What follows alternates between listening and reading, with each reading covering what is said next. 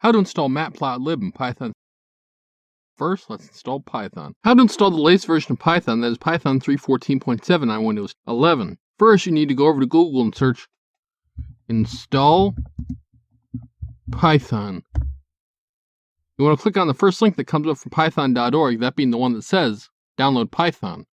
On this page, click on the yellow highlighted text after the words get the standalone installer. Once it is finished installing, I will click on it up here. This will bring up the program that will help you install Python. You will want to check add python.exe to path because that will make it easier for you to run Python code from the command line. You will also want to check use admin privileges when installing py.exe. Next, click on Customize Installation.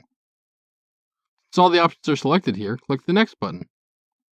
Under Advanced Options, check Install Python 3.14 for all users. Everything else you can keep the way it is. Next, click on Install. You will be asked for admin privileges. Click Yes on that. Now our installation will start. It will take a few minutes.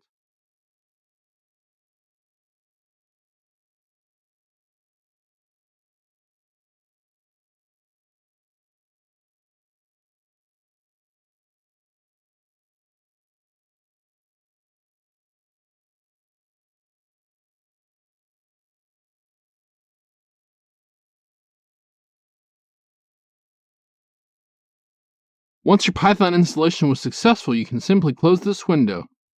Now, if you open up your command prompt, in the command prompt, if you type python space dash version, it should bring up Python 3.14.7. Next, let's make sure we have pip installed. So pip dash version.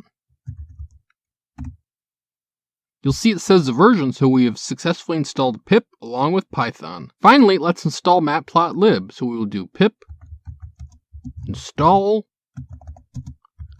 matplotlib.